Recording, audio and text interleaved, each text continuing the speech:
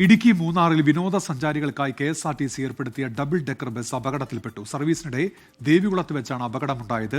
ആനയിറങ്കലിൽ നിന്ന് തിരികെ മൂന്നാറിലേക്ക് വരുമ്പോഴായിരുന്നു അപകടം.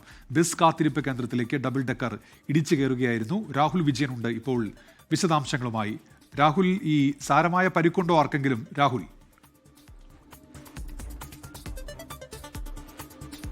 ഉന്മേഷ്, ആർക്കും കാര്യമായ പരിക്കില്ല എന്നുള്ളതാണ് ആശ്വാസകരമായ കാര്യം. അല്പസമയം മുമ്പാണ് ഈ അപകടം ഉണ്ടാകുന്നത്.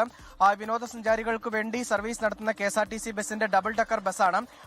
അത് ആനിറങ്കലിൽ പോയി തിരികെ വരുന്നതിന് ഇടയിലാണ്, മൂന്നാറിലേക്ക് വരുന്നതിനിടയിൽ ദേവികുളത്ത് വെച്ചാണ് ഈ അപകടം ഉണ്ടായത് എന്നുള്ളതാണ് മനസ്സിലാക്കാൻ കഴിയുന്നത്. ഒരു വെയിറ്റിംഗ് ഷെഡിലേക്ക് ഇടിച്ചു കയറുകയായിരുന്നു. പിന്നീട് അത് റോഡ് സൈഡിൽ നിന്ന് കുറച്ചല്പം തെന്നി മാറി നിൽക്കുകയായിരുന്നു. ആർക്കും പരിക്കില്ല എന്നുള്ളത് ആദ്യമേ പറഞ്ഞ പോലെ തന്നെ ആശ്വാസകരമായ കാര്യമാണ്. ഇതിൽ മനസ്സിലാക്കാൻ കഴിയുന്നത് എതിർദിശയിൽ വഴി തെറ്റിച്ചു വന്ന ഓവർടേക്ക് ചെയ്തു വരുമ്പോൾ മറ്റൊരു കാറ് വഴി തെറ്റിച്ചു വരികയും ആ വാഹനത്തിൽ ഇടിക്കാതിരിക്കാൻ വേണ്ടി ബസ് വെട്ടിക്കുകയുമായിരുന്നു. അങ്ങനെ ഈ വെയിറ്റിംഗ് ഷെഡിലേക്ക് ഇടിച്ചു കയറുകയായിരുന്നു എന്നുള്ളതാണ് ആ ബസ്സിലുണ്ടായിരുന്ന ആളുകൾ പറയുന്നത്.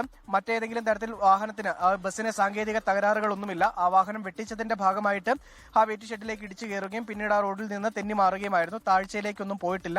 നിസാര കേടുപാടുകൾ മാത്രമാണ് ആ ബസ്സിനും സംഭവിച്ചിട്ടുള്ളത്.